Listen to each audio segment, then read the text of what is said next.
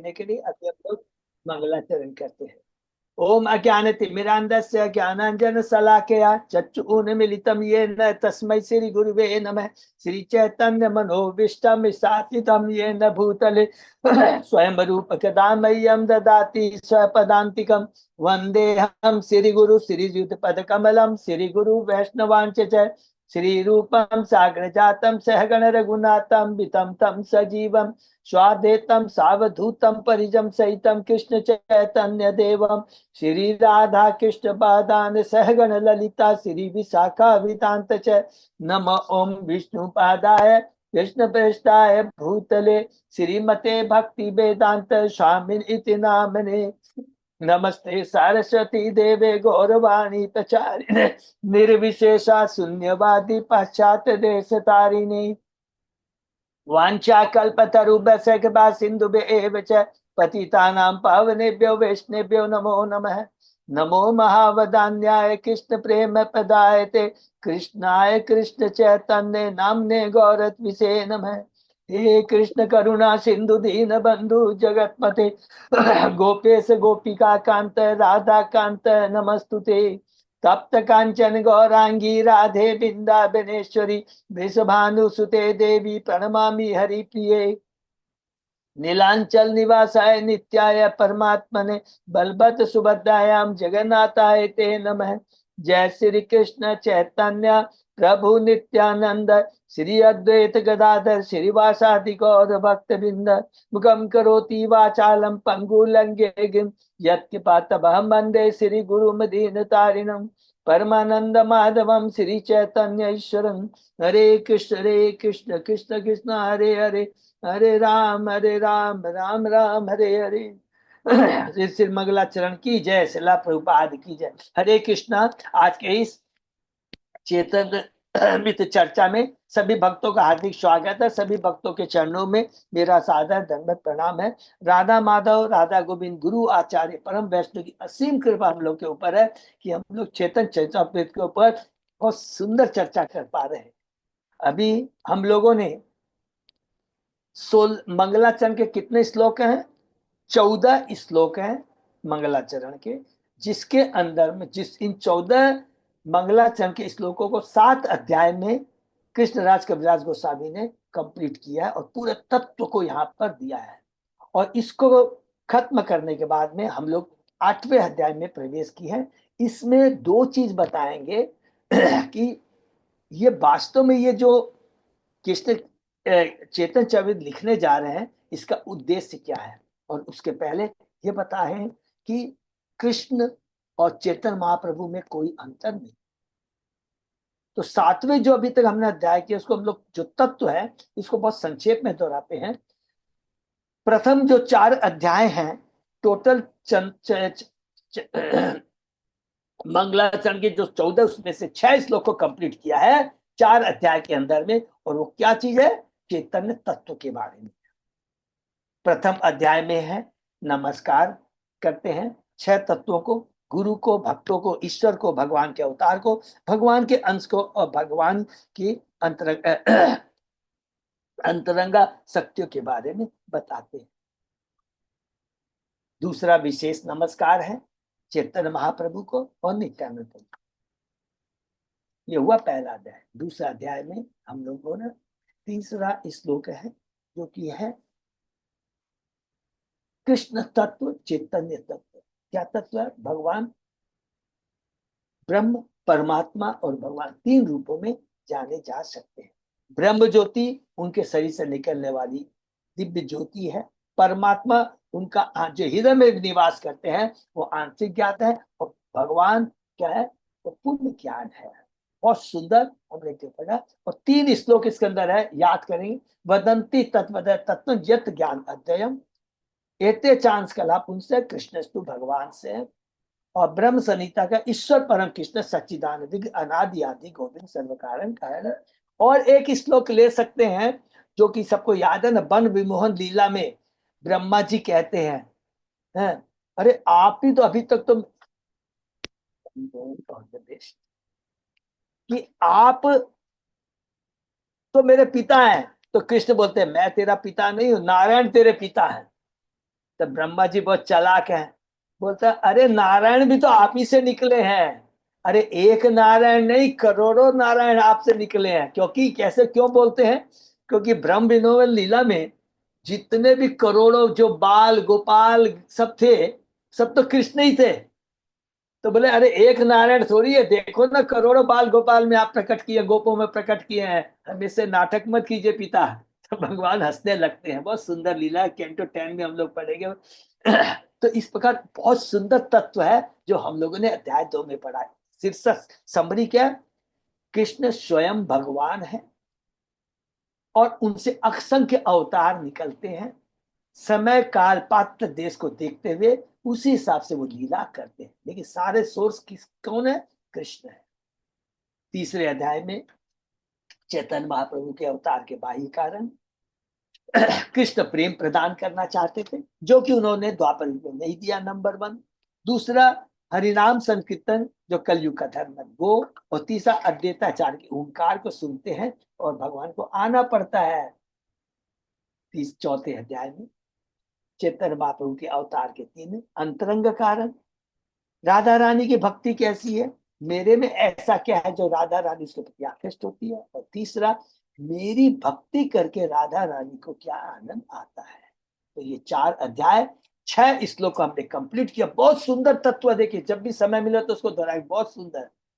5वें से अध्याय में हमने बाकी सॉरी अदर 5 श्लोक 7, 8, 9, 10, 11 ये किसके बारे में? नित्यानंद तत्व के बारे में। नित्यानंद कौन है? भगवान बलराम श्री कृष्ण के द्वितीय शरीर हैं और वो अपने 5 रूपों में अपने को प्रकट करते हैं। महाशंकर्षण, महाशंकर्षण से कांडोदक्षाय विष्णु, कांडोदक्षाय से गर्भोदक्षाय विष्णु, गर्भोदक्षाय विष्णु से क्षीरोदक्षाय विष्णु, और उससे फिर अनंत शेष आते। कांडोदक्षी गर्भोदक्षाय क्षीरोदक्षाय विष्णु पुरुषावतार है जो कि सृष्टि का काम करते हैं। अनंत शेष है जो भगवान की अनंत सेवा करते हैं। और वो अनंत क्या है कि अपने अनंत शेष नाग पर करोड़ों ब्रह्मांड को वो धारण करते हैं और एक एक ब्रह्मांड सरसों के दाने के समान लगता है। हरि बोल। ये है नित्यानंद तत्व। सोचिए कितना बड़ा है। 6वें अध्याय में फिर हम लोग आगे बढ़ते हैं। मंगलाचरण के और 2 श्लोक 12 और 13, जिसमें हम लोग ने अद्वैताचार्य के बारे में पढ़ा कि वही महाविष्णु, वही जो कांडोदक्ष है विष्णु जो सृष्टि करते हैं, अब वो भक्त अवतार के रूप में आए। भगवान है लेकिन भक्त के रूप में आए, अवतार है, इसलिए उनको कहते हैं भक्ता अवतार। भक्ता अवतार नंबर 1। और अद्वैताचार्य भक्ता अवतार, जो कि हमने अभी आगे में पंचतत्व श्लोक में हमने पढ़ा, भक्ता अवतार है। अद्वैताचार्य, अद्वैताचार्य इसलिए कहते हैं, अद्वैत माने वो भगवान से अभिन्न है, इसलिए अद्वैत कोई अंतर नहीं है। आचार्य इसलिए कि वो प्रचार का कार्य करते हैं, भगवान को हरिनाम का प्रचार करने में सेवा करते हैं, इसलिए इनका नाम अद्वैताचार्य पड़ा। और इसके अंदर में हमने विशेष चीज पढ़ा, दास्य भाव। वो विष्णु तत्व हैं, भगवान है, लेकिन फिर भी उनका भाव क्या है? भगवान की सेवा करना। श्री अद्वैताचार्य श्री चैतन्य महाप्रभु को अपनी स्वामी मानते हैं और अपने आप को चैतन्य महाप्रभु का दास मानते हैं। हरि बोल। ये बहुत सुंदर, हमने बहुत डिटेल में पढ़ा दास्यत्व भाव। और जीव का भी वही है, वो खुद इसलिए बोलते हैं क्योंकि हे जीव तुम भूल गया है जीव स्वरूप और कृष्ण नित्य दास। इस चीज को हमें चरितार्थ करने के लिए, बताने के लिए स्वयं दास का भाव करते हैं। वही भाव किसका है? नित्यानंद प्रभु का भी। हरि बोल। क्योंकि वो कृष्ण है, कृष्ण का विस्तार है। जिस और उसके बाद में लास्ट 7वां अध्याय में, लास्ट माने 7वां अध्याय मंगलाचरण का लास्ट अध्याय 7वां अध्याय है, जिसके अंदर में हम पंच तत्व के बारे में पढ़ते हैं, पढ़ा है। उसमें पढ़ा क्या है? भगवान श्री कृष्ण कौन है? चैतन्य महाप्रभु भक्त है, भक्त के रूप में आए हैं। नित्यानंद भक्त स्वरूप है, भक्त का विस्तार है, इसके लिए भक्त स्वरूप कहते हैं। अद्वैताचार्य भक्त अवतार है, जो भी हमने डिस्कस किया। और श्रीवास क्या है? शुद्ध भक्त है। और भक्त शक्ति कौन है? गदाधर पंडित। इसको अपने बहुत डिटेल। और इस अध्याय में जबकि पंचतत्व से रिलेटेड नहीं है, फिर भी देखिए कृष्णराज कविराज गोस्वामी ने कितना सुंदर, जो कि हम लोग बद्ध लीला में पढ़े, क्या पढ़ेंगे सबको याद रखना है। कि मायावादियों को उन्होंने स्थापित किया स्वयं श्री कृष्ण चैतन्य महाप्रभु ने कि इस कलयुग में एकमात्र कल्याण का कार्य है, अगर कृष्ण प्रेम प्राप्त हो सकता है वो है हरि नाम का कीर्तन। हरे नाम हरे नाम हरे नाम के नंबर 1। दूसरा, वेदांत का वास्तव सार क्या है? जो मायावादी पूछते हैं वेदांत का वास्तविक सार क्या है? कृष्ण संबंध, अभिधेय और प्रयोजन। कि भगवान से हमारा क्या संबंध है, इस संबंध को कैसे हम जोड़ सकते हैं, अभिधेय और परम लक्ष्य क्या प्राप्त सकते हैं, कृष्ण प्रेम, ये प्रयोजन। बहुत सुंदर हमने पढ़ा। और उसके बाद में 8वें अध्याय में प्रवेश किया। यहाँ पर शीर्षक है लेखक का कृष्ण तथा गुरु से आदेश प्राप्त करना। यहाँ पर स्टार्टिंग में सबसे पहले बोलते हैं कि पंच तत्व के चरण कमलों में मैं प्रणाम करता हूं।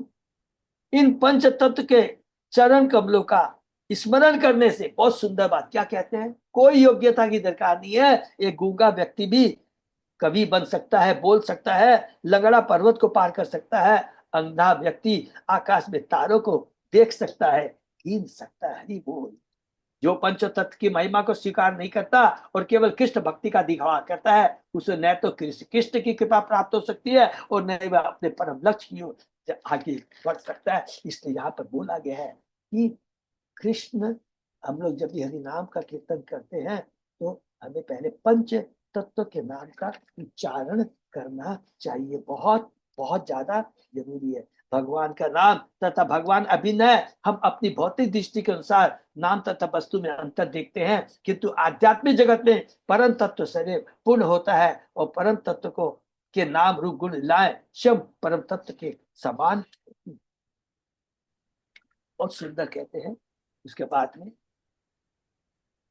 कृष्णदास के विद्वान से भी कहते हैं एक और इम्पोर्टेंट जो भी हमने डिस्कस किया, यदि कोई थोड़ी सी श्रद्धा के साथ भगवान श्री चैतन्य तथा नित्यानंद के पवित्र नाम का कीर्तन करता है तो वह सारे अपराधों से तुरंत मुक्त हो जाता है। हरि बोल। इस तरह वह जो ही हरे कृष्ण महामंत्र का कीर्तन करता है तो उसे भगवत प्रेम का भगवत प्रेम की प्राप्ति होती है, भगवत प्रेम का अनुभव होने लगता है। कंडीशन क्या है? देखिए ना, जब हरि कृष्ण महामंत्र जप करते हैं तो उसमें बहुत सतर्कता व्यक्त करनी पड़ती है। 10 नाम अपराध के बारे में हमने पढ़ा, ये अपराध हो जाते हैं हरि नाम पर। लेकिन अगर हरे कृष्ण महामंत्र पंच तत्व का हम लोग यदि कीर्तन करते हैं, उच्चारण करते हैं मंत्र का, तो क्या होता है कि वो पापों से हम लोग मुक्त हो जाते हैं। इसलिए कभी भी हरे कृष्ण महामंत्र का जप करने के पहले पंचतत्व मंत्र को भूल से भी भूलना नहीं चाहिए। बहुत मुश्किल हो जाएगा, क्योंकि हम लोग इतने बड़े क्वालिफाइड नहीं है, हमसे तो अपराध होते ही रहते हैं। इसलिए बहुत ध्यान रखना है। उसके बाद में अब हम लोगों ने पढ़ा जो लास्ट पार्ट में और आगे पढ़ेंगे, बहुत इंपॉर्टेंट बात पढ़ा कि अब कृष्णराज के विराज गोस्वामी बोलने जा रहे हैं। अरे मैंने जो चेतन चरितमृत लिखी है वो तो किसकी कृपा है? चैतन्य महाप्रभु की कृपा है, वृंदावन दास ठाकुर की कृपा। हरि बोल। अभी तो हम लोग में कंपटीशन रहता है किसने क्या लिखा, अरे मैं इससे बढ़िया लिख रहा हूँ। लेकिन यहाँ चेतन चेता में देखिए कितना सुंदर भाव है। कृष्णराज कविराज गोस्वामी जिन्होंने चेतन चेता लिखा है, क्या कहते हैं? अरे मूर्ख, जरा श्री चैतन्य मंगल चैतन्य भागवत को पढ़ो। इस ग्रंथ को पढ़कर तुम श्री चैतन्य महाप्रभु की सारी महिमाओं को समझ सकते। जिस तरह व्यास देव ने श्रीमद भागवत में श्री कृष्ण की सारी लीलाओं का वर्णन किया, उसी तरह वृंदावन दास ठाकुर ने चैतन्य महाप्रभु की लीलाओं का वर्णन किया है। यदि बड़ा से बड़ा नास्तिक भी चैतन्य भागवत को सुने तो वह तुरंत महान भक्त बन सकता है। देखिए अपनी बुक्स के बारे में नहीं कह रहे हैं, चैतन्य भागवत के बारे में कह रहे हैं। तो ये हम लोगों ने पढ़ा और उसके आगे कृष्णराज कविराज गोस्वामी बताएंगे कि कैसे मैं ये चेतन चेतामित लिख पाया। सबसे पहले देखिए कितना पहले ग्लोरिफिकेशन करते हैं वृंदावन दास ठाकुर को, जिन्होंने चेतन मंगल लिखा। पहले इसका नाम चेतन मंगल लिखा, इसका नाम पहले चेतन मंगल था। लेकिन उसके पहले एक और ग्रंथ लिखा गया था, किसने लिखा था? लोचन दास ठाकुर ने चेतन मंगल लिखा था। तो वृंदावन दास ठाकुर भी बहुत हम्बल है, तो तुरंत उन्होंने अपना जो ग्रंथ था चेतन मंगल लिखा था उसका नाम चेंज करके लिख दिया चैतन्य भागवत। उसी चेतन भागवत का ग्लोरिफिकेशन कर रहे हैं कृष्णराज कविराज गोस्वामी। अरे मैंने तो कुछ नहीं लिखा है, ये तो वृंदावन दास ठाकुर ने ऑलरेडी सब कुछ लिख दिया है। हाँ, थोड़ा बहुत उन्होंने जो नहीं लिख पाए, उम्र हो गई थी, बहुत बड़ा हो गया था चेतन भागवत, तब मेरे को अधिकार दिया कि मैं कुछ और लिख सकूं, इतने हम्बल है। तो वो उनका हम्बल नम्रता आगे हम लोग पढ़ते हैं। ओम नमो भगवते वासुदेवाय। ओम नमो भगवते वासुदेवाय। ओम नमो भगवते वासुदेवाय। चेतन चरितमृत अध्याय 8 आदि लीला, श्लोक नंबर 40। बहुत बहुत धन्यवाद अच्युत अजय दास प्रभु। श्लोक नंबर 40 में शुरू करते हैं।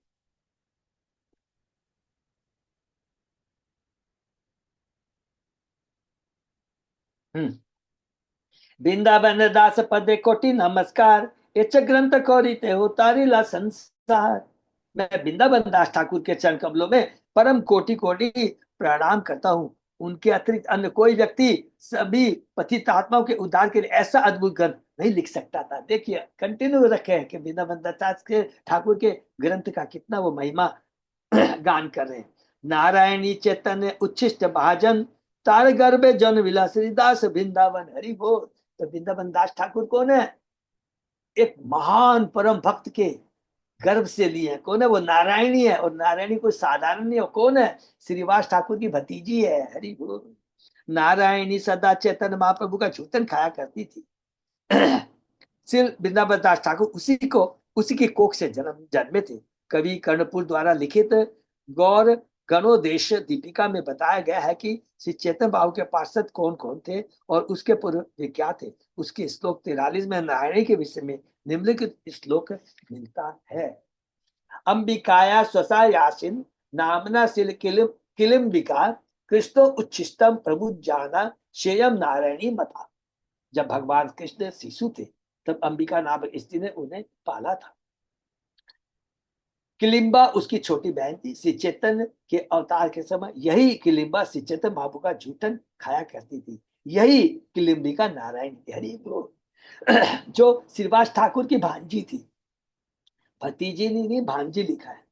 बाद में वह जब बड़ी हुई और उसकी शादी हुई तो उसकी कोख से श्री वृंदावन ठाकुर का जन्म हुआ।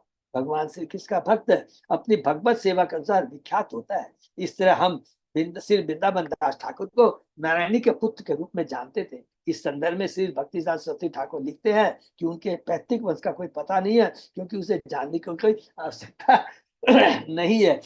यही देखिए कितनी बड़ी बात लिखा है। नारायणी कितना बड़ा दिव्य भक्त बनना ही था। किसका उच्छिष्ट खाती थी? स्वयं भगवान का, स्वयं कृष्ण का, स्वयं चैतन्य का जूठन खाया करती थी। अच्छा, तो परम भक्त होना ही होना है। तो उसके गर्भ से जो निकलेगा तो महान भक्त होना ही होना है। तार की अद्भुत चैतन्य चरित वर्णन, जहाँ सवर्ण शुद्ध केवल त्रिभुवन। आहा, चैतन्य महाप्रभु की लीलाओं का कैसा ही अद्भुत वर्णन उन्होंने दिया है। तीनों लोकों में जो भी उसे सुनता है वह शुद्ध पवित्र हो जाता है। कितना सुंदर बार बार ग्लोरिफिकेशन कर रही है। देखिए उनकी कितनी विनम्रता है, सही सुनता है, नम्रता है। अतएव भज लोक चैतन्य नित्यानंद, खंडी वे संसार दुख पावे प्रेमानंद। हर एक से मेरा आग्रह है कि चैतन्य महाप्रभु तथा नित्यानंद प्रभु द्वारा दी गई भक्ति विधि को अपनाएं और इस तरह भौतिक संसार के दुखों से मुक्त होकर भगवान की प्रेमा भक्ति प्राप्त करें। देखिए हम लोग पढ़ते हुए चले जाते हैं, लेकिन जो एक वर्ड लिखा गया उसको हम लोग बहुत गहराई से लेंगे। हम हरिना कितने भी आप जप कर सॉरी कितने भी यज्ञ कर लीजिए, कितने भी पूजा कर लीजिए, देवताओं की पूजा कर लीजिए, उससे क्या होता है? पाप नष्ट होते हैं। लेकिन फिर हम गलतियां करते हैं, फिर पाप उपजते हैं। लेकिन कहते हैं चेतन महाप्रभु नित्यानंद कृपा होने से पाप तो नष्ट होते ही हैं, पाप करने की प्रवृत्ति भी नष्ट होती है। और सबसे बड़ी बात है, हमारा जो प्रयोजन है कृष्ण प्रेम प्राप्त होता है। बहुत इंपॉर्टेंट चीज है। इसलिए लिखा भगवान की प्रेमा भक्ति प्राप्त करें। वृंदावन दास कह लो चैतन्य मंगल, ताहते चैतन्य लीला वर्णि लो सकल। श्री वृंदावन दास ठाकुर ने चैतन्य मंगल लिखा है और उसमें चैतन्य महाप्रभु की लीलाओं का पूरी तरह विस्तार से वर्णन हुआ है। सूत्र कोरी सब लीला कोरी लो ग्रंथन पाचे विस्तारी हर कह लो विवरण।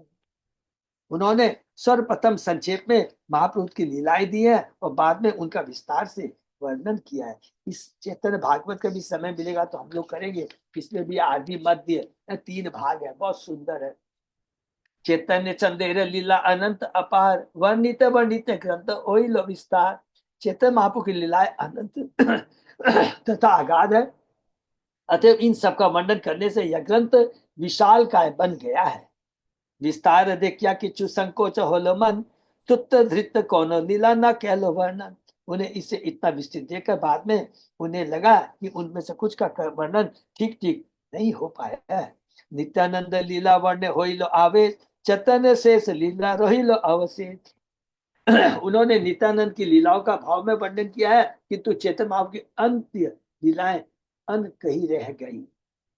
माने कृष्णराज का सॉरी वृंदावन दास ठाकुर ने जो चेतन भागवत लिखा है उसके अंदर में नित्यानंद प्रभु की बहुत सुंदर लीलाएं लिखी हैं, बहुत सुंदर लीलाएं लिखी है, पूरा डिटेल तक पूरा उनका लिखा है। और चेतन महाप्रभु का जब वो लिख रहे थे तो केवल उनकी बाल लीलाओं का डिटेल में वर्णन कर पाए, वरने संन्यास के पहले की लीला बाल लीला न बोल के गलत बोल दिया, संन्यास लेने की पहली लीलाओं का बहुत डिटेल में वर्णन किसने किया है? वृंदावन दास ठाकुर ने। लेकिन बाद संन्यास के बाद की लीलाओं का वर्णन वो नहीं कर पाए क्योंकि ग्रंथ बहुत बड़ा हो गया था। और उसी चीज को अभी कृष्णराज कविराज गोस्वामी संन्यास के बाद की लीलाओं को बहुत डिटेल में वर्णन करे हैं।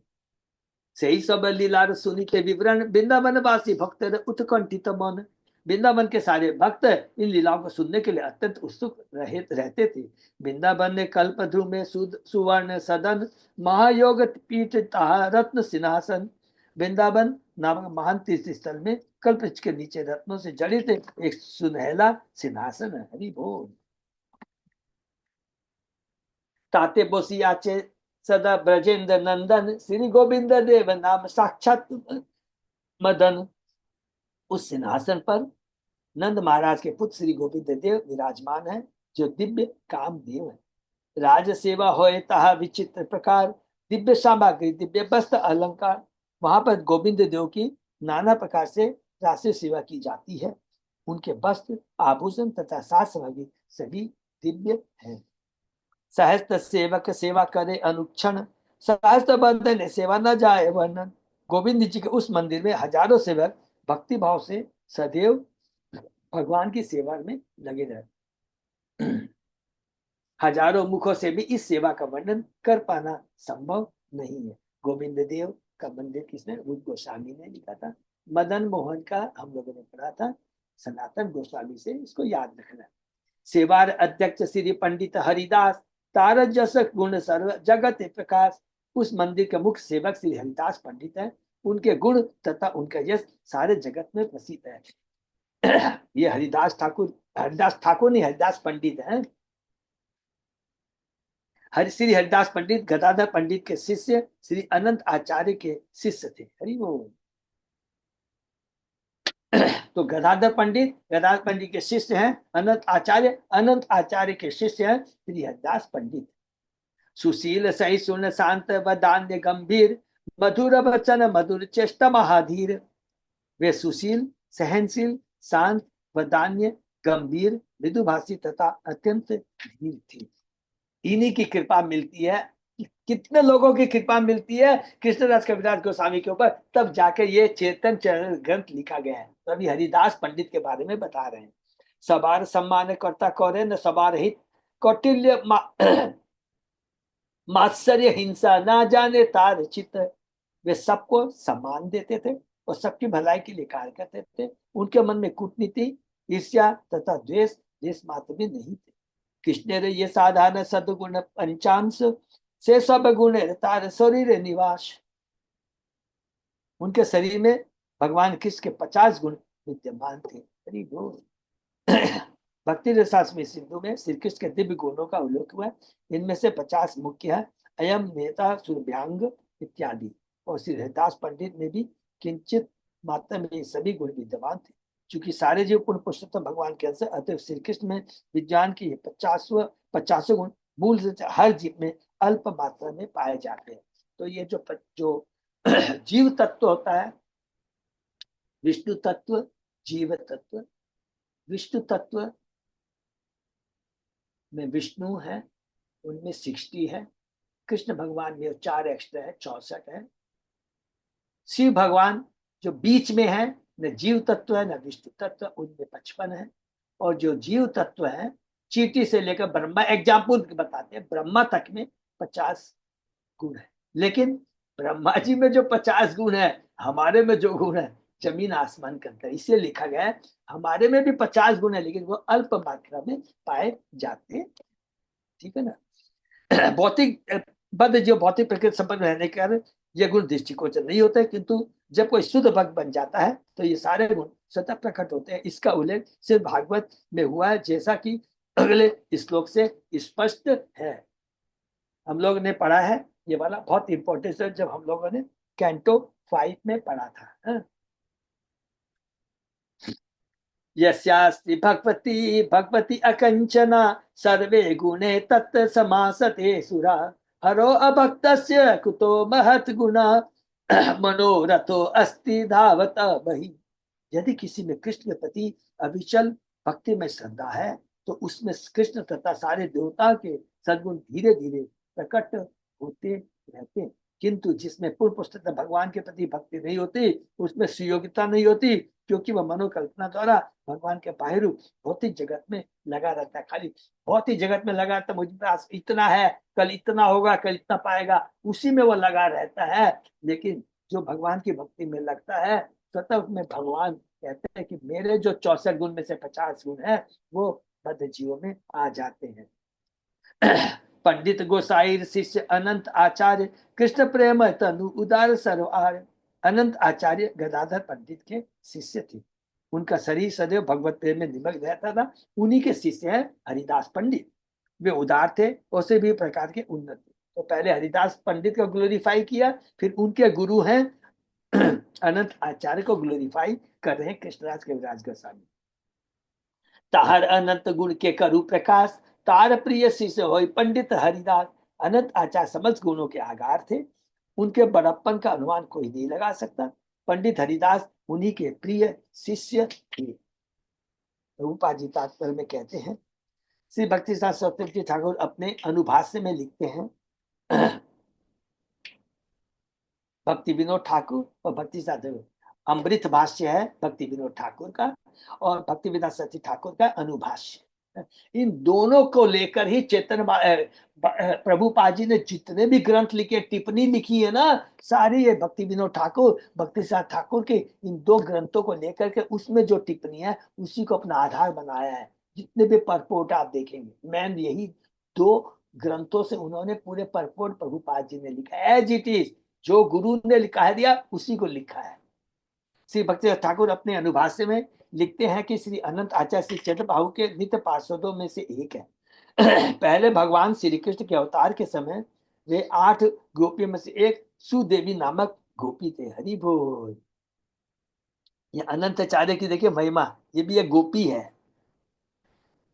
गौर गणोदेश दीपिका में ऐसा कहा गया है, अनंताचार्य गोस्वामी या सुदेवी पुरा बजे। अनंताचार्य गोस्वामी प्राचीन काल में ब्रज में सुदेवी गोपी थे। जगन्नाथपुरी या पुरुषोत्तम क्षेत्र में अनंत आचार्य द्वारा स्थापित गंगा माता मठ है। इस मठ की गुरु शिष्य परंपरा में वे विनोद मंजरी कहलाते हैं। उनके एक शिष्य थे हरिदास पंडित गोस्वामी, जो श्री रघु गोपाल तथा श्री रास मंजी के नाम से भी जाने जाते हैं। उनकी शिष्या लक्ष्मी प्रिया पुटिया की राजकुमारी गंगा माता की मौसी थी। गंगा माता जयपुर के कृष्ण मिश्र से श्री रसिका राय नामक एक विग्रह ले आई थी, जिन्हें उन्होंने जगन्नाथपुरी में सार्वभौम के घर में स्थापित किया था। श्री अनंत आचार्य के बाद की 5वीं पीढ़ी के शिष्य श्री बनमाली थे। 6ठी पीढ़ी में श्री भगवान दास हुए जो बंगाली थे। 7वीं पीढ़ी में मधुसूदन दास हुए जो उड़िया थे। 8वीं पीढ़ी में नीलांबर दास, फिर 9वीं पीढ़ी में नरोत्तम दास, 10वीं पीढ़ी में पीताम्बर दास और 11वीं पीढ़ी में माधव दास हुए। इस समय गंगा माता मठ के प्रभारी 12वीं पीढ़ी के शिष्य। हरि बोल। तो ये शिष्य परंपरा है, हम लोग नोट कर लेंगे तो अच्छा रहेगा, है? ये प्रभुपाद जी की बहुत बड़ी कृपा है। चैतन्य नित्यानंद तार परम विश्वास, चेतन चरित तार परम उल्लास। पंडित हरिदास को चेतन महाप्रभु तथा नित्यानंद प्रभु ने प्रगाढ़ श्रद्धा, अतः उनकी लीलाओं तथा गुणों को जानने से उन्हें परम तुष्टि होती थी। हरि बोल। वैष्णव रे गुण ग्राही ना देखे ये दोष, काय मनोवाक्य करे वैष्णव संतोष। वे वैष्णव के सद्गुणों को सदैव स्वीकार करते थे और उनमें वे कोई दोष नहीं पाते थे। वे वैष्णव को तुष्ट करने में ही अपना तन मन लगाते थे। वैष्णव का यह गुण है कि वह अदोषदर्शी होता है, अर्थात वह दूसरों के दोषों को कभी नहीं देता। निसंदेह हर मनुष्य में सद्गुण तथा दोष दोनों पाए जाते हैं। इसलिए कहा गया है कि सज्जना गुणमिच्छन्ति दोष मिच्छन्ति पामरः। प्रत्येक व्यक्ति में दोष तथा सद्गुणों का संयोग होता है, किंतु गंभीर होने के कारण वैष्णवजन मनुष्य के गुणों को ही ग्रहण करते हैं, उनके दोषों को नहीं। हरि बोल। वैसे ही जैसे मक्खियां घाव ढूंढती है और मधुमक्खियां मधु, हरिदास पंडित को किसी वैष्णव में कभी कोई दोष नहीं दिखा, वे उसके सद्गुणों पर विचार करते थे। हरि बोल। कितनी बढ़िया बात लेके, मक्खियां किस पे बैठी, घाव के ऊपर बैठती है और हम लोग को कष्ट देती है, लेकिन मधुमक्खियां मधु के ऊपर बैठती है। निरंतर सुनते हो चैतन्य मंगल, ताहर प्रसाद सुनन वैष्णव शकल। वे सदैव चैतन्य मंगल का पाठ सुनते थे और उनकी कृपा से अन्य सारे वैष्णव भी इसे सुना करते थे। माने चैतन्य मंगल माने चैतन्य भागवत। कथाएं सभा उज्ज्वल करे जैन पूर्ण चंद्र, निज गुणा मित्र बढ़ाए वैष्णव आनंद। वे चैतन्य मंगल पढ़कर सारी वैष्णव सभा को पूर्ण चंद्रमा की भांति आलोकित करते थे और अपने गुणों के अमृत से उनके दिव्य आनंद को वर्धित करते थे। हरि बोल। तेहो अति कृपा कोरी आज्ञा कहला बोरे, गौरांगेर शेष लीला वर्णी बार तोरे। उन्होंने अपनी अहेतु की कृपा से मुझे श्री चैतन्य महाप्रभु की अंतिम लीलाओं को लिखने का आदेश दिया है। कि उन्होंने आदेश दिया, हरिदास पंडित ने, याद रखें, अनंत आचार्य के वो शिष्य है। अनंत आचार्य किसके शिष्य है? गदाधर पंडित के शिष्य है। तो ये लिंक याद रखना है। तो वही हरिदास पंडित कह रहे हैं, सबसे पहले मुझे उत्साहित किसने किया? मुझे को उत्साहित किया हरिदास पंडित ने, जो कि कंटिन्यू चेतन भागवत पढ़ते थे और उन्होंने देखा चेतन भागवत में चेतन महाप्रभु के संन्यास के बाद की लीलाओं का डिटेल में वर्णन नहीं है। तब उन्होंने कृष्णदास कविराज गोस्वामी को बुलाया, उन पर कृपा प्रदान की और उन्हें आदेश दिया कि महाप्रभु की अंतिम लीलाओं को आप लिखे। काशीश्वर गोसाई शिष्य गोविंद गोसाई, गोविंद प्रिय सेवकता रसा बनाई। वृंदावन में भगवान गोविंद की सेवा में लगे पुरोहित गोविंद गोसाई काशीश्वर गोसाई के शिष्य थे। गोविंद अर्चा भिको को उनसे बढ़कर कोई अन्य सेवक प्रिय न था। भक्ति सरस्वती ठाकुर अपने अनुभाष्य में लिखते हैं, काशीश्वर गोसाई श्री चैतन्य महाप्रभु के समकालीन व्यक्तियों में से एक थे, जो जगन्नाथपुर में महाप्रभु के साथ। हरि बोल। काशीश्वर गोसाई का अन्य नाम काशीश्वर पंडित था। वे ईश्वरपुरी के शिष्य तथा कांजीलाल कानू वंश से संबंधित वासुदेव भट्टाचार्य के पुत्र थे। हरि बोल। ईश्वरपुरी के गुरु चैतन्य महाप्रभु के गुरु है ईश्वरपुरी और वही ईश्वरपुरी के शिष्य हैं काशीश्वर पंडित। उनका उनका उपर नाम चौधरी था। उनका भांजा रुद्र पंडित था, जो बल्लभपुर का मूल पुरोहित था। उस स्थान चातरा नामक गांव में है। यह स्थान जो श्री रामपुर रेलवे स्टेशन के लगभग 1 मील दूर है। यहाँ पर राधा गोविंद तथा चैतन्य भाव के अर्चा विग्रह स्थापित। हरि बोल। इसको नोट कर लेंगे हम लोगों को, शॉर्ट टूर हम कर सकते हैं। ये देखिए प्रभुपाद जी की कितनी बड़ी कृपा, क्लियर बता दिया। आज के दिन में श्री रामपुर से केवल 1 किलोमीटर दूर है, 1 मील दूर है। काशीश्वर गोसाई अत्यंत बलवान व्यक्ति थे, अतः जब चैतन्य महाप्रभु जगन्नाथ मंदिर आते थे तो वे भीड़ से उनकी रक्षा करते थे। उनका दूसरा कार्य था कीर्तन के बाद भक्तों में प्रसाद वितरण करना। ये सेवा करते थे चैतन्य महाप्रभु के लिए। श्री भक्ति सरस्वती ठाकुर ये बल्लभपुर के इस मंदिर में गए थे। उस समय इसके प्रभारी अधिकारी श्री शिवचंद्र चौधरी नामक एक शैव थे, जो काशीश्वर गोसावी के भाई के वंशज थे। बल्लभपुर में प्रतिदिन 9 किलो चावल, तरकारी तथा अन्य भोज्य पदार्थ पकने का स्थायी प्रबंध था। इस गांव के निकट ही काफी भूमि है जो अर्चा विज्ञ की संपत्ति है और जिसमें धान उगाया जाता था।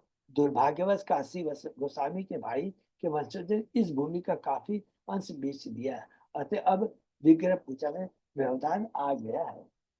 गोना गोना देश दीपिका में कहा गया है कि वृंदावन में भृंगार नाम कृष्ण का एक सेवक श्री चैतन्य महाप्रभु की लीलाओं के समय काशीश्वर गोसाई के रूप में अवतरित हुआ। इसको भी नोट कर सकते हैं।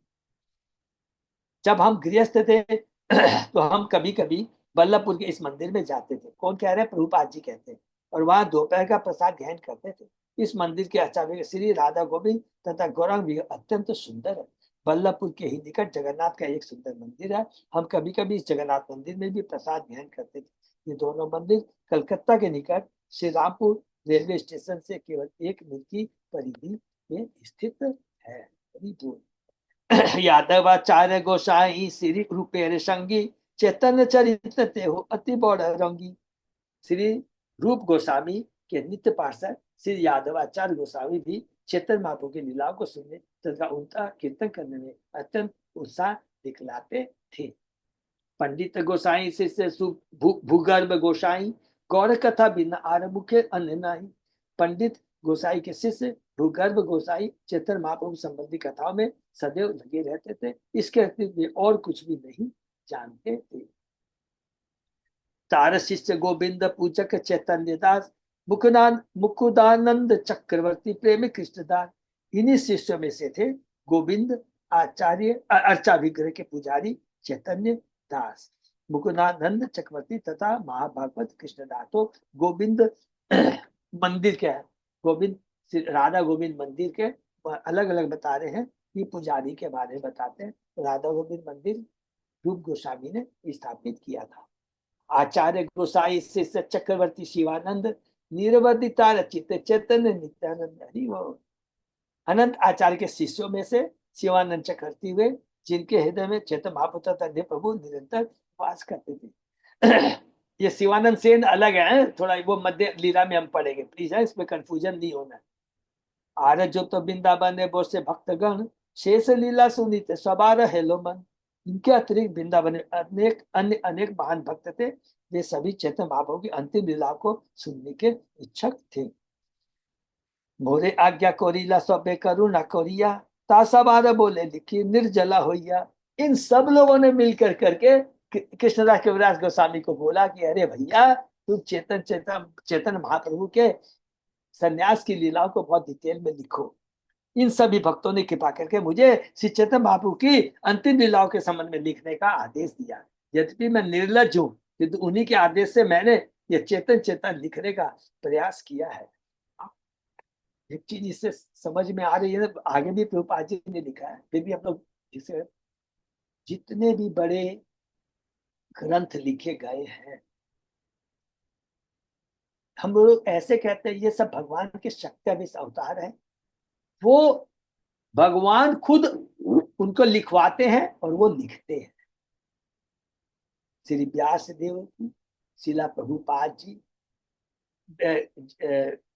वृंदावन दास ठाकुर जिन्होंने चेतन भागवत लिखा, कृष्णराज कविराज जिन्होंने चेतन, सब लोग इस चीज को कहते हैं कि हम लोगों ने नहीं लिखा है, ये तो स्वयं चैतन्य महाप्रभु ने लिखवाया है।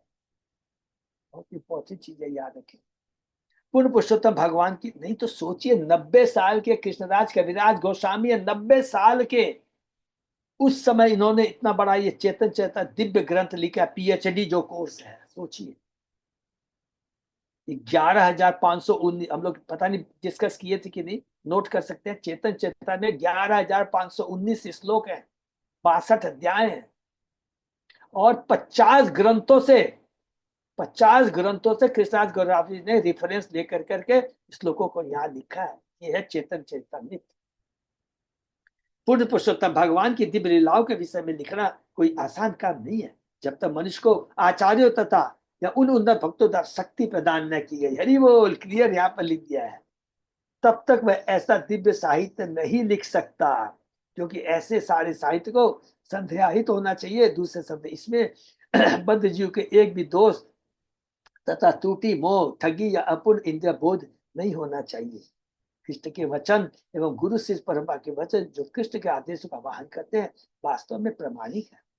दिव्य साहित्य लिखने की शक्ति प्राप्त कर पाना एक विशेषाल अधिकार है जो लेखक के लिए बड़े ही गर्व का विषय होता है कि भगवान ने उसको माध्यम बना करके ये इतना सुंदर ग्रंथ लिखवाया। एक विनम्र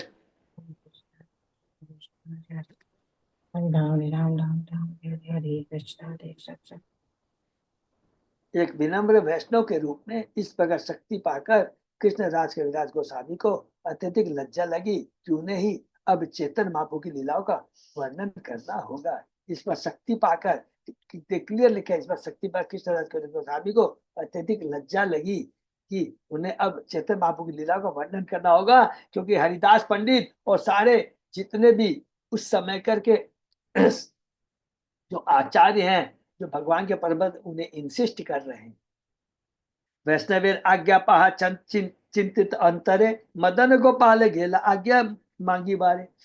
जब हरिदास पंडित और सारे जितने वैष्णव का नाम हमने उन्हें अभी पढ़ा, उन्होंने उनको इंसिस्ट किया कि अरे तुम किसने चेतन चरित लिखो, तब वो अब सबकी कृपा प्राप्त करके आधे अब फाइनल किससे कृपा प्राप्त करने जा रहे हैं?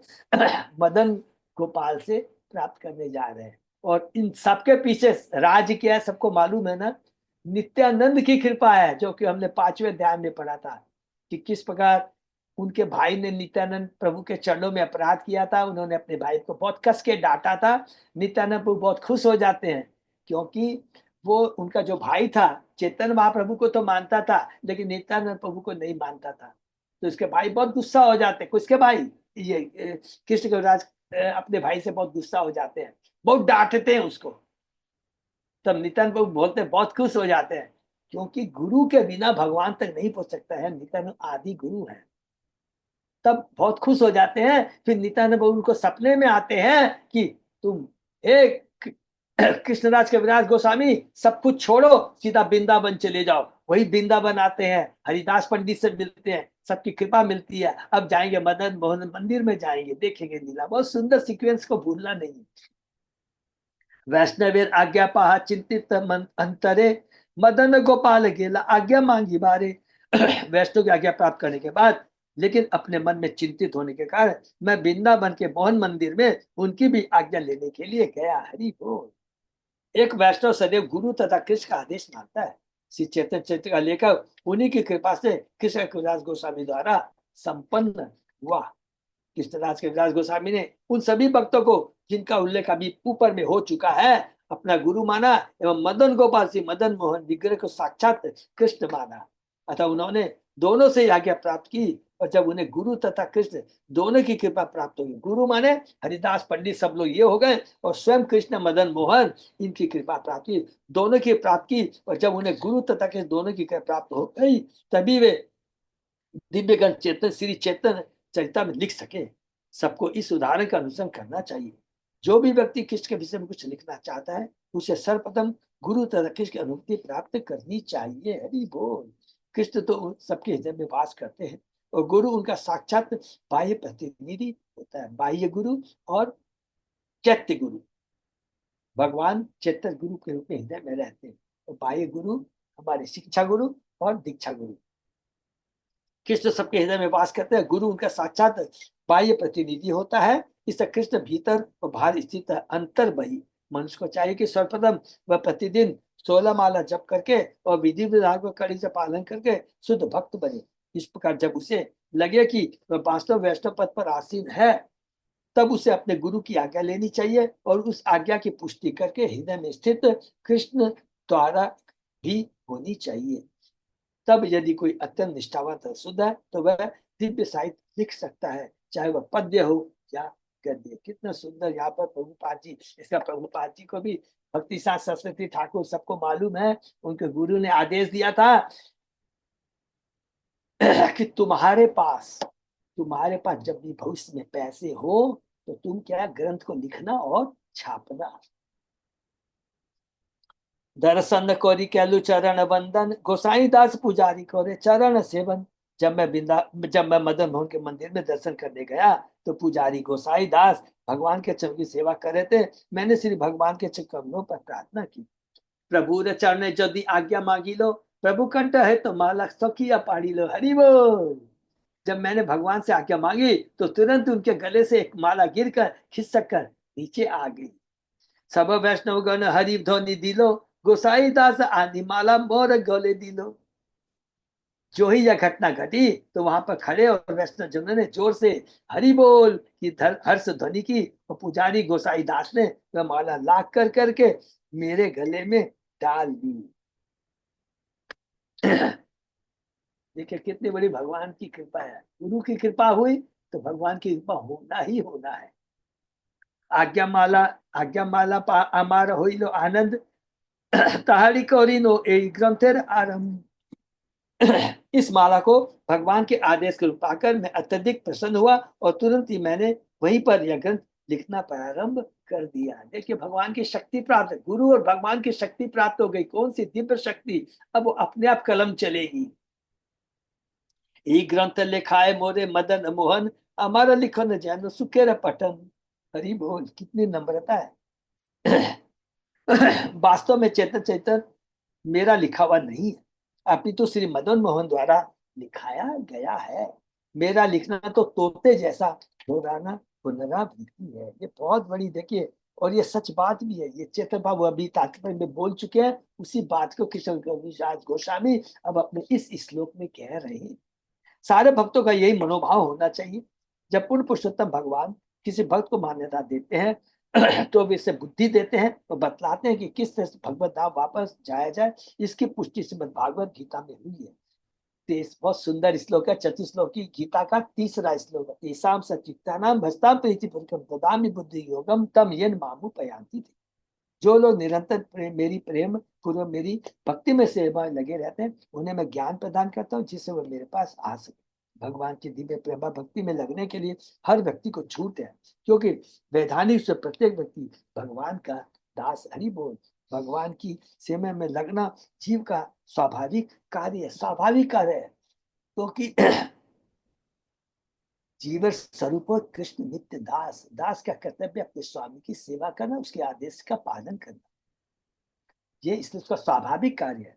किंतु वह माया द्वारा आच्छादित होने के कारण इसे कठिन कार्य समझ बैठता है। किंतु यदि वह अपने आप को गुरु के मार्गदर्शन में रखता है, वो सारा काम निष्ठा से करता है, तो हर एक के हृदय में वास करने भगवान तुरंत ही उसे निर्देश देते हैं कि उनकी सेवा किस प्रकार की जाए। ददामि बुद्धि योगम, भगवान यह निर्देश देते हैं जिससे भक्त का जीवन पूर्ण हो जाता है। शुद्ध भक्त जो भी कार्य करता है वह परमेश्वर के निर्देश के अनुसार होता है। श्री चेतन चेतन लेकर इसकी पुष्टि कर रहे हैं कि उन्होंने जो भी लिखा है वह श्री मदन मोहन विग्रह के निर्देशानुसार हो रहा था। मैं तो एक बात निमित्त मात्र हूँ। से ही लिखी मदन मोहन से लिखा है, काष्टर पुतली जैन कुह के नचाए। जिस प्रकार जादूगर कठपुतली को नचाता है, उसी पर मदन मोहन मुझे जो जो आदेश देते हैं मैं वही लिखता हूँ। यह शुद्ध भक्त की स्थिति है। मनुष्य को अपने ऊपर कोई जिम्मेदारी नहीं लेनी चाहिए। कितनी इंपॉर्टेंट बात लिख रहे हैं प्रभुपाद, इस लाइन पर गौर देंगे। यह शुद्ध भक्ति की स्थिति है। मनुष्य को अपने ऊपर कोई जिम्मेदारी नहीं लेनी चाहिए, अभी तो भगवान की शरण में रहना चाहिए।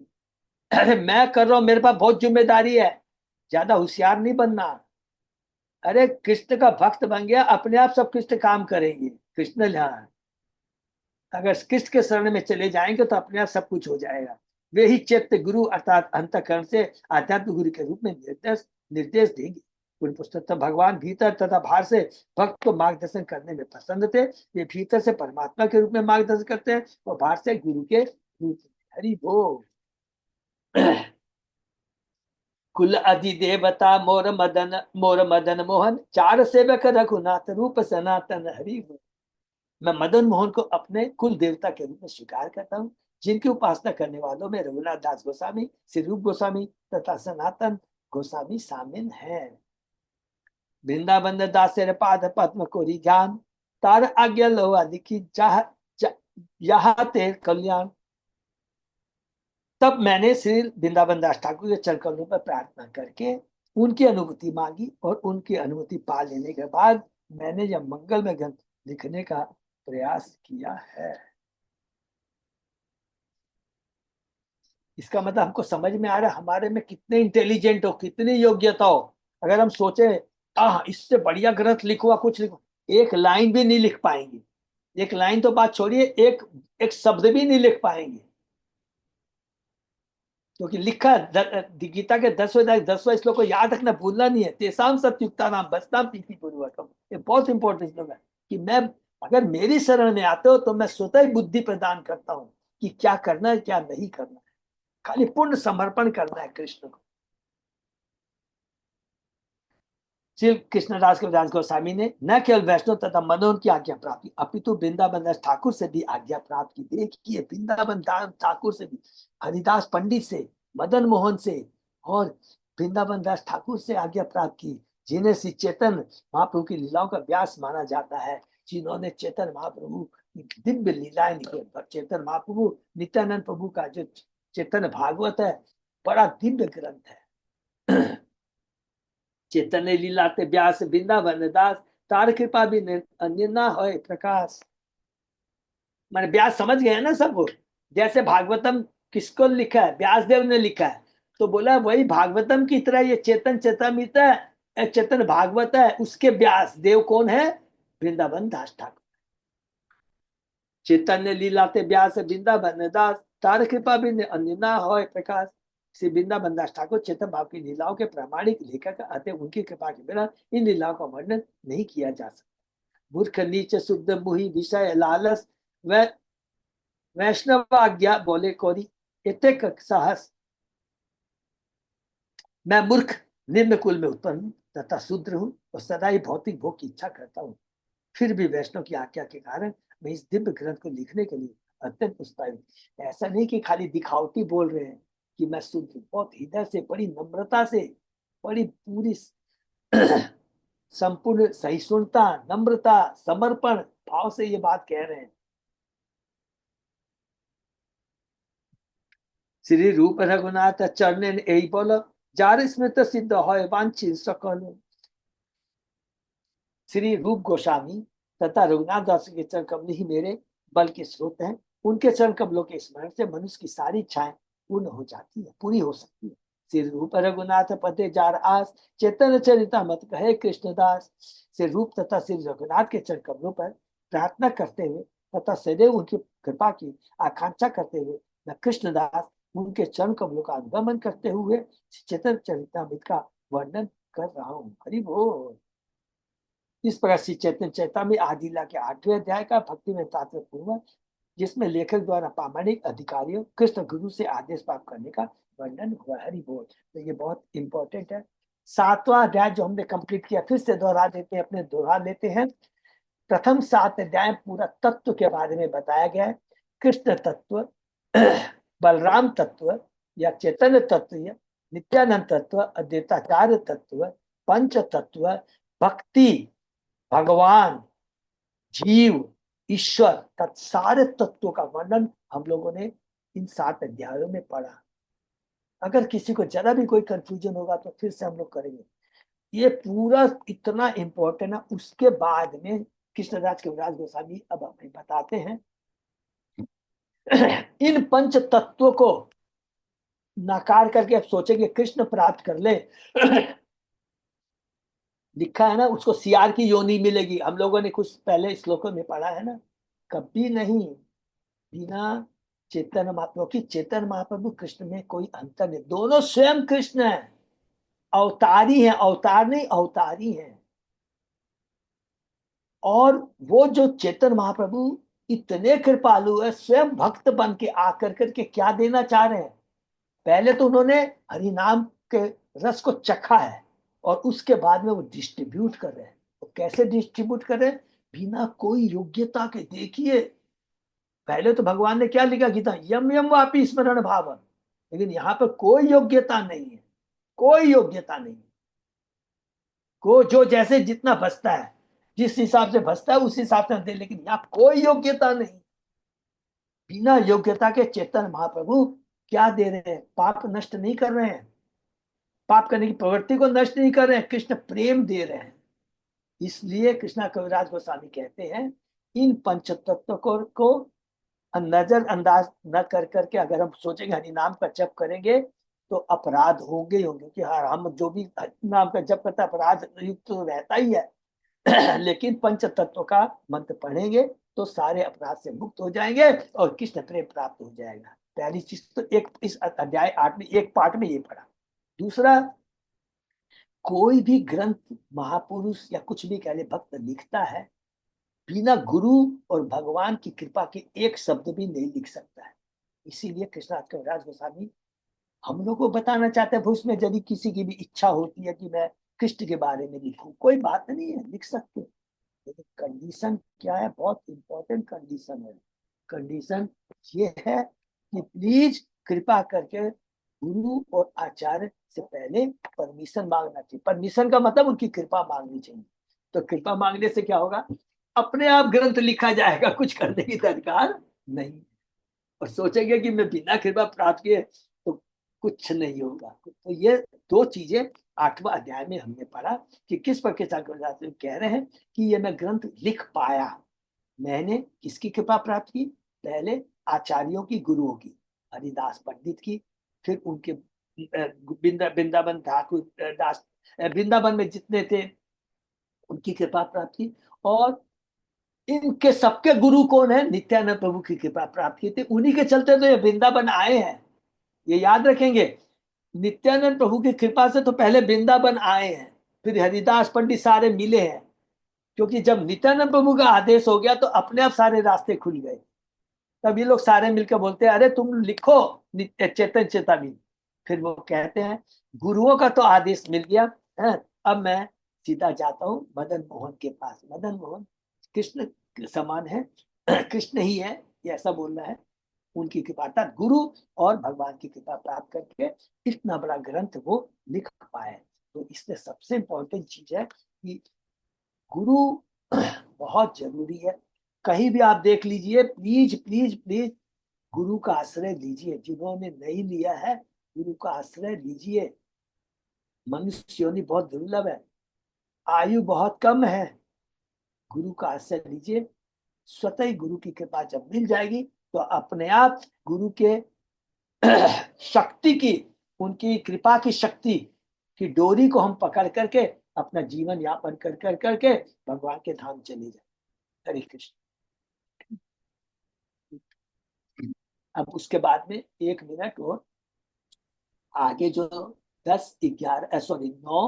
10, 11, 12 ये हम लोग जो पढ़ेंगे सबको, ये क्या है, भक्ति वृक्ष के बारे में है, पूरा पढ़ेंगे। चैतन्य शाखा, नित्यानंद शाखा, अद्वैत चार एंड गदाधर शाखा, ठीक है ना।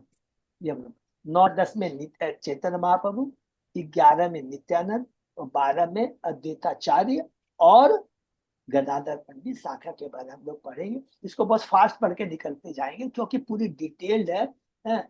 मेमोरी याद रखना तो इम्पॉसिबल है। कोई इंटेलिजेंट है ये किसी का चार्ट बना सकते तो बना लेंगे, चार्ट है उसको रख लेंगे, कोई बात नहीं। हरे कृष्णा। हरे कृष्णा। किसी का और कोई प्रश्न? हरे कृष्णा प्रभु जी, दंडवत प्रणाम। प्रणाम प्रणाम। प्रणाम माता जी, दंडवत प्रणाम। दंडवत प्रणाम। दंडवत प्रणाम। हरे कृष्णा प्रभु जी, दंडवत प्रणाम। हरे कृष्णा प्रभु जी। दंडवत प्रभु जी, आप कितना श्लोकास बताए इसमें है टोटल? ये 11,519 चैतन्य चरितामृत, 62 चैप्टर्स है और 50 ग्रंथों से अदर देन माने भगवद गीता, भागवतम, स्कंद पुराण, ब्रह्म संहिता, ऐसे करके 50 और माने पुस्तकों से लेकर के यहाँ पर रिफरेंस दिया है कृष्णराज कविराज गोस्वामी ने। किस एज में? 90 साल की उम्र में। अब सोचिए, तो ये कितना आज हम लोगों ने पढ़ा है ना, इस सब की माने इसको जीवन में धारण करना बहुत जरूरी है। हम कुछ भी कर पा रहे हैं आज हरि, अभी हम लोग जो के बैठे हुए हैं टूटा फूटा, हम जो भी कुछ थोड़ा बहुत उच्चारण में लेकिन कृपा है कृष्ण की। देखिए गुरु आचार्य की कृपा के बिना हम लोग सोच ही नहीं सकते। हम लोग जो भी कर पा रहे हैं ये समझ हम लोग बहुत भाग्यशाली है। और भगवान से रोज प्रार्थना बनाएंगे कि हम लोग मिल कर करके आपस में इसी तरह चर्चा करते रहे जब तक प्राण है, तो हमारा जीवन धन्य हो जाए। ठीक है ना। हरे कृष्णा। और कोई किसी का कोई प्रश्न? अच्युत अजय दास प्रभु। हाँ प्रभु जी। हाँ प्रभु, कुछ बोलना चाहेंगे? नहीं? ठीक है। ठीक है प्रभु, ये हम लोग विराम देते हैं। हरे कृष्ण। हरे कृष्ण। से भक्तों को बहुत बहुत धन्यवाद। आज तो शनि विराम देते हैं, फिर सुबह